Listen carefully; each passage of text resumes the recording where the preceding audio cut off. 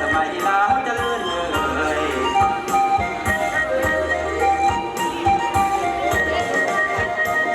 บอกว่ามันบ่ไม่ตั้งแต่แก้ม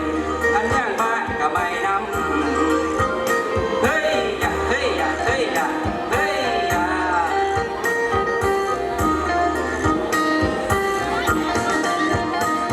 มือนี้จังหวะมาก็มาแย่งแย่งตอนนั้นตอนนี้เป็นแวววาวกระดับดาวอยู่ทั้งฟ้าพี่น้องเดี๋ยวไปตามดอกเหนือพุ่นโอ้ยงามตาละน้องามกระดักงามตาดอกงามกระดักงามตาดอกบ่เคยมองกระดาษเห็นเฮ้ยอย่าเฮ้ยอย่าเฮ้ยอย่าเฮ้ยอย่า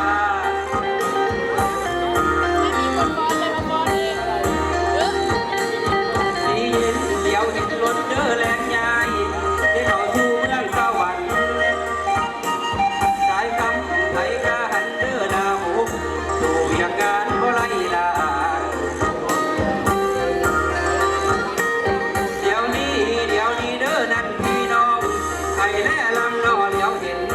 ตาหมอลำนั่นทวนไข่อันส่งเสียงในยามนี้เฮ้ยอย่าเฮ้ยอย่าเฮ้ยอย่าเฮ้ยอย่า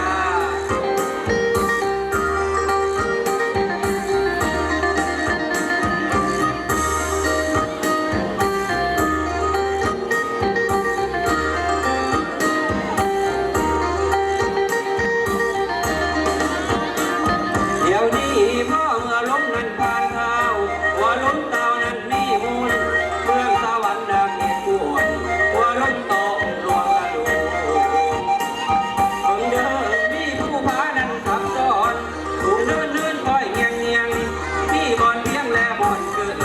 มีบอนเพียงและบอนเกยอันเขาเห็นนั้นเป็นดีที่ใดผู้ฟัง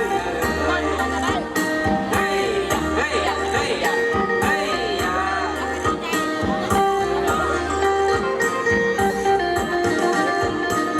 บางทองมีหลายสีเด้อเป็นเจ้าพันนาจันคิดพอแนบลงไปเด้อทงหัวเห็นไว้มาแล้วหัวที่มีได้พักผ่อนเลย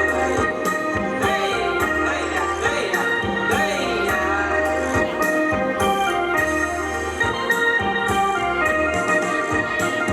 บางทองมีสวนกว่าและสวนฝ่ายไม่ได้ยังเรียกน้องบางเทบางเหียงแม่น้ำบัวเทจำพอดแม่น้ำบัวอันเลือกว่ามันไปเกินเจ้าสีวังก็เวิร์นเลย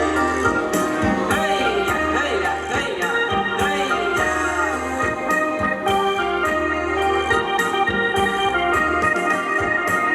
เดี๋ยวนี้บ่ได้เกินดอกของใจโอ้ยหากินก็อ้วนอิ่มหาใส่แรงนอใส่เศร้าหาใส่แรงนอใส่เศร้าอันแกงก้อยก็หาเสียเฮ้ยอย่าเฮ้ยอย่าเฮ้ยอย่าเฮ้ยอย่า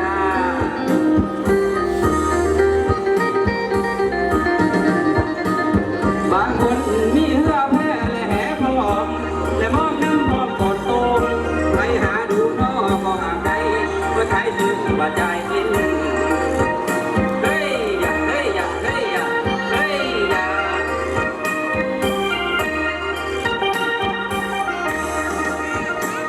พี่น้องเว้าเรื่องกินงอสมสางในเมืองเฮาจากแม่นมาขอให้ญาติเด้อพี่น้องรักษาไว้อย่าละเลยเฮ้ยอย่าเฮ้ยอย่าเฮ้ยอย่า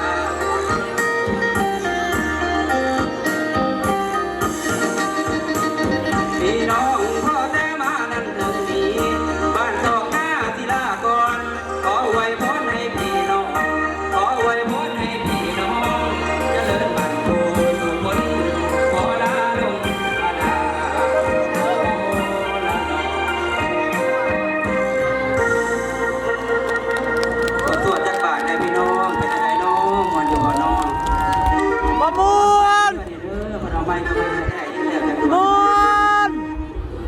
จุดไหนเราโดดไปอีก ล่างดับแน่จังได้มาเนาะไม้ใหม่ ไม่ห้องวันนี้นะ วันนี้เพิ่นว่าอัน พี่พูด จาก มันซอกเลยอันยับไปทางใจ